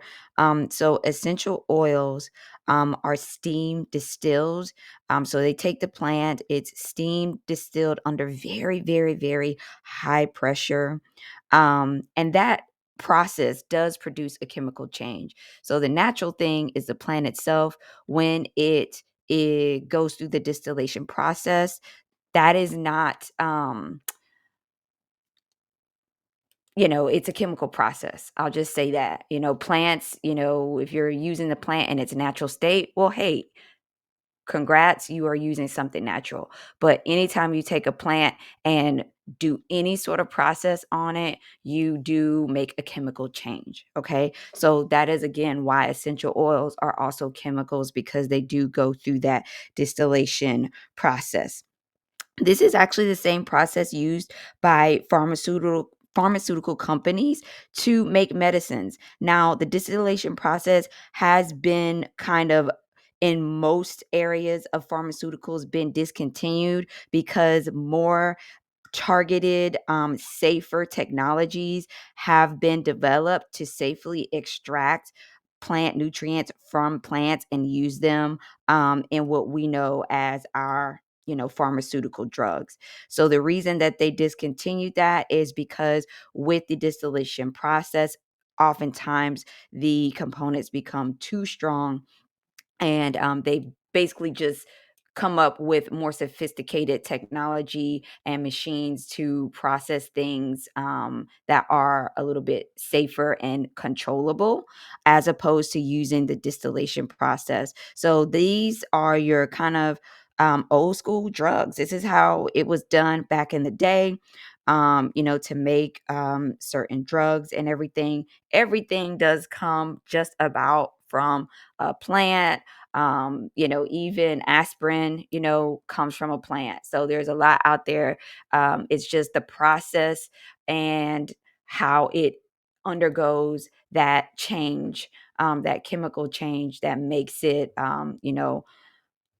whatever it becomes, whatever, if it becomes a pharmaceutical drug or if it becomes something else. Okay. So, yeah, good information to know. Okay. Um, the other thing that people do complain about with essential oils is that they are very wasteful. I think I may have touched on that in the last video as well. It takes pounds and pounds and pounds of, let's say lemons or whatever for, lemon essential oil. Let me see if I can actually find that here.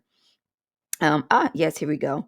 Um, it takes about 10,000 pounds of rose petals, 250 pounds of lavender, 6,000 pounds of melissa plant, 1,500 lemons, and so forth, to make a single pound of essential oil. So that's a lot of plant waste. And again, if you want to get the benefits of lemons, eat a lemon. If you want to get the benefits of vitamin C, eat an orange. That is a much more economical way to do it, so that there is not a ton of waste, so that your body also is not getting flooded with chemicals that it doesn't need. Because remember, the fruits and veggies were designed for human consumption. So our bodies are going to know mostly what to do with that. Your body is still going to process an essential oil as something foreign, and there's going to be side effects associated with it. Okay. So, again, another reason that ingesting, just eat what you're supposed to eat the fruits, eat the veggies, you're getting it gently, and everything. So this is a complaint that a lot of the environmental protection agencies have with essential oil producers. They do a lot of research. And also one thing that I keep seeing pop up is that essential oils are also a contributing factor to ruining marine life. They actually you know are encouraging us government officials are encouraging us to not even dispose of essential oils by, putting them down the drain or throwing them away. They should actually be disposed of as hazardous waste. That's the recommendation. So again, that just goes to kind of illustrate how strong they actually are. Although we all, even myself, I used to think that, hey, these are so gentle. This is not a problem. Like, hey, I'm doing something good. They are still very strong. So, I was really kind of wrong in believing that. But hey, that's what the companies tell us. And, you know, they got really nice websites and everybody, gives them these great reviews. So we believe what these companies are saying, but it's just not always the case as we're seeing. Okay. Now what if you have a business built around essential oils? What you could do is share this information transparently with your following, with your consumers. Say, hey, I'm always on a path of learning and educating myself. And I have learned that, recent studies are showing how potent and how strong essential oils are. And I do just want to encourage my, followers, those that order my products, whatever, to be careful with the use of essential oils. They are also endocrine disruptors. And so you do need to, be careful with using them, dispose of them properly, probably try to avoid using them with direct skin contact, even if you're putting just a couple of drops here or there. When these things are made in a lab, if there's like essential oils and let's say Vaseline lotion that is on the shelves at Walmart, they are able to use their machinery to extract such a teeny tiny minute amount of that essential oil and put it in that like 12 fluid ounce bottle. And that teeny particle is enough to, do what it needs to do for that lotion. Even when you're making things at home, the smallest measurement you can do is 1 drop. But even 1 drop could be too much for certain mixtures. So just because you're putting in 1 drop does not necessarily mean that you are, making a safe mixture, unfortunately. So again, that's why it's probably safer to just consume any type of essential oil that's going to be applied topically from a, larger manufacturing plant that has the tools to break down 1 drop into like, 100 pieces and distribute it evenly in a larger quantity of product versus someone making it at home and just putting 1 drop in, thinking that, hey, 1 drop isn't harmful when it could actually be. Again, the dosages is the issue with essential oils. They are as strong as medications, but there is no dosages guidelines or dosages in terms of what should be put in a lotion, what should be put in a face cream, what should be put in a cleaning product, what should be put in a body scrub, whatever it is. So that's the thing. So again, if you have a following built around this, my goal here is not to infringe on anyone's business or make them feel bad. We are all ignorant. We are all learning in this. Essential oils is a new industry. And now that it's been around for, pretty consistently and mainstream for the past 10 years, we're able to have more data now available. And as the data comes out, we just have to adjust. There's no reason to feel ashamed and like make a personal change yourself, but then you don't tell that same information to the people who are buying your products, right? And I notice a lot of natural essential oils influencers will do this. You will see them, they will be using essential oils, and then their whole like Instagram feed will change and they'll start like, hey, now I'm a baker, or hey, now I do this or that. And that it's because they probably either just saw that they were a part of a pyramid scheme and decided to stop selling the essential oils, or maybe they realized that, hey, these are irritating my skin, they're, or whatever the case is, but they never come on and address their change to their audience. And I do think that they are doing people a disservice when they do that, because it's like, okay, you stopped doing this and you built a whole platform of people who were following you because they like believed in your product or believed in what you were saying, but then you just make your change yourself, and then you never come out and address it so that other people who were also like you and just didn't know can make that change in their life as well. Who wants to affect somebody's health negatively? So again, I truly do feel that if you have a business that, is heavy in essential oils, maybe you work for doTERRA or Young Living, or, maybe you just use their stuff in your stuff, or however you do it, I do feel that, this is information that you should share with your audience. These are potential endocrine disruptors, and they have chemical properties just like the other things.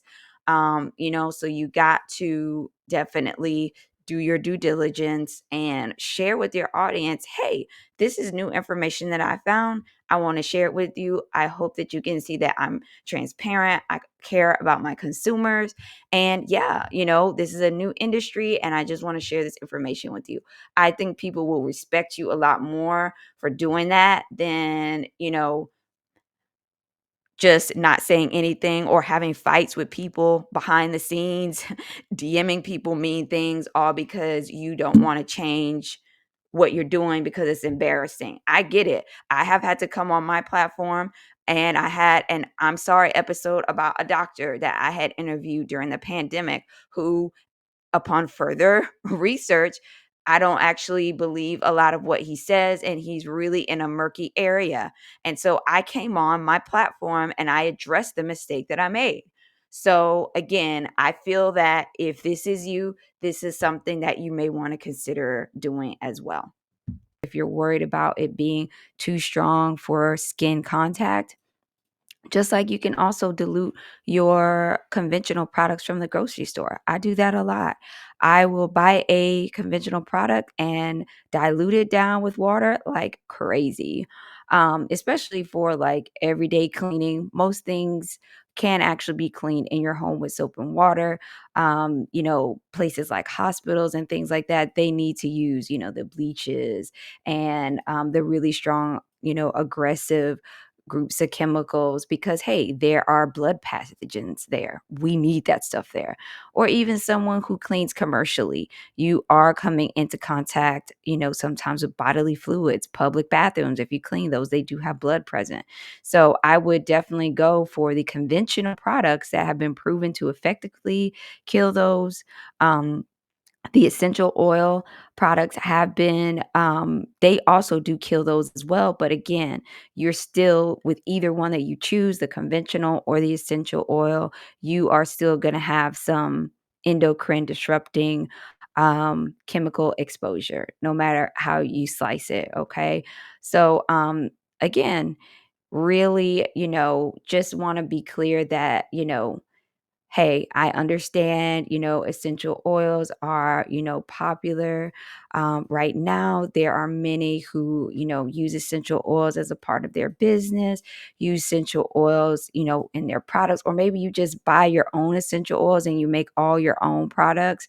The point is just to understand that the dosages, there is no guidelines for dosages for essential oils. It is an unregulated industry. Um, and because of that, for example, our foods, the FDA does regulate how much pesticides and things can be put on those. Um, they are subject to a lot of scrutiny, random site visits by the FDA, a third party agency. Now, let's say someone is an essential oil producer.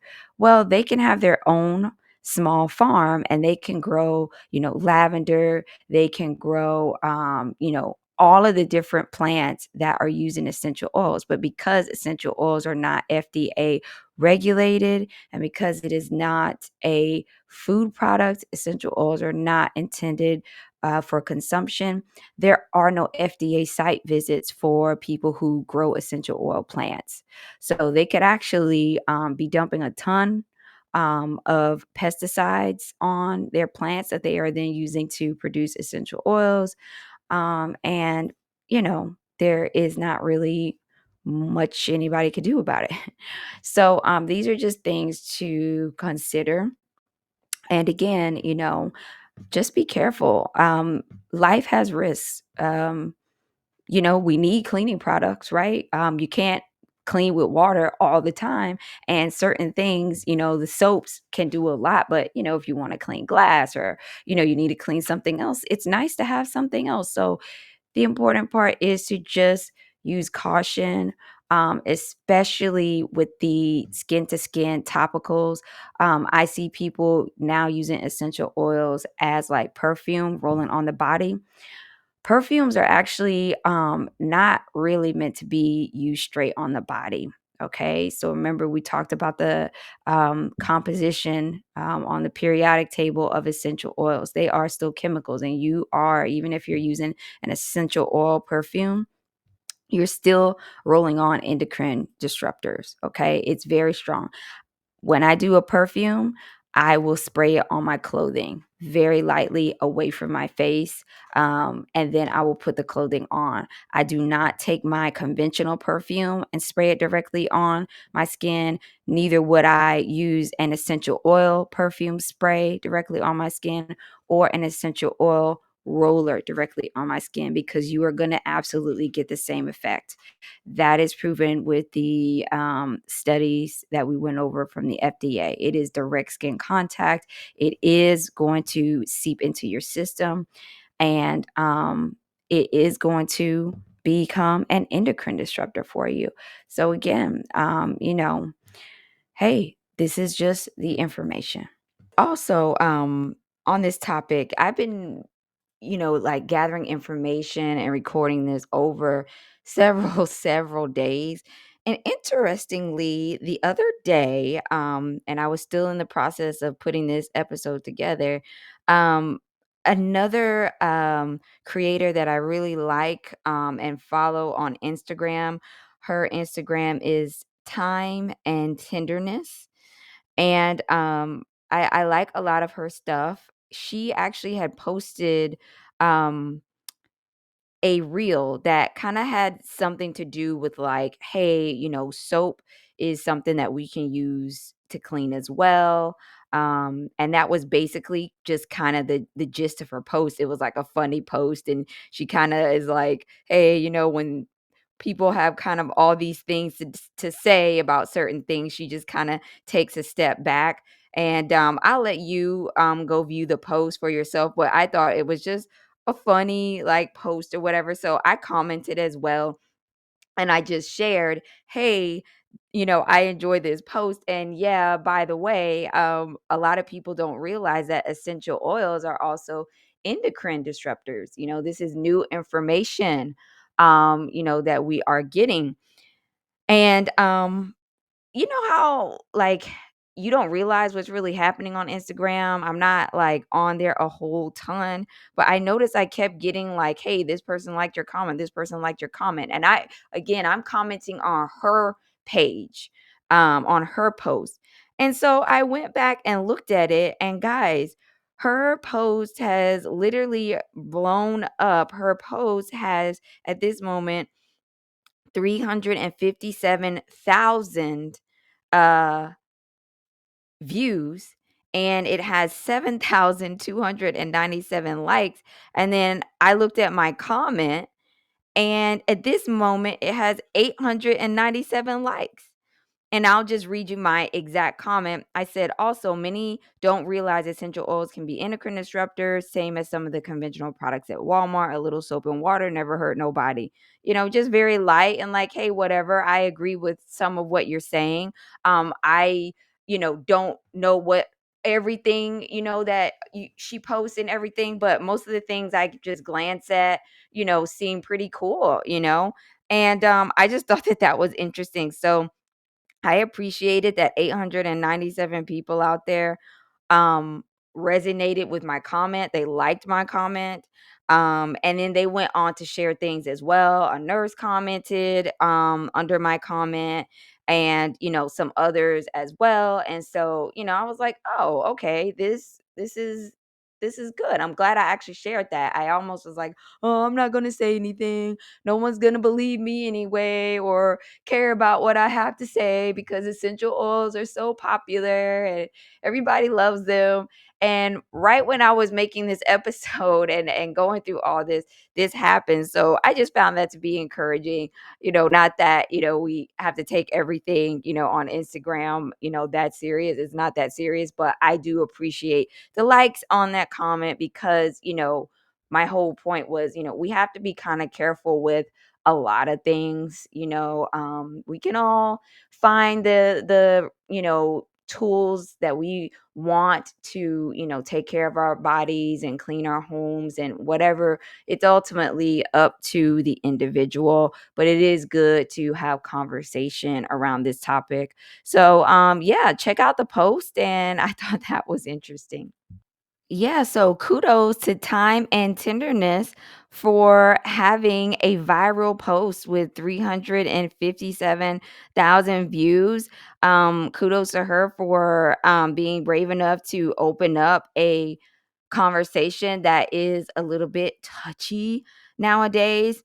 And I just like her page as well because she basically her page is all about homemaking, cleaning, cooking with a dash of humor. That's what she says right on her bio.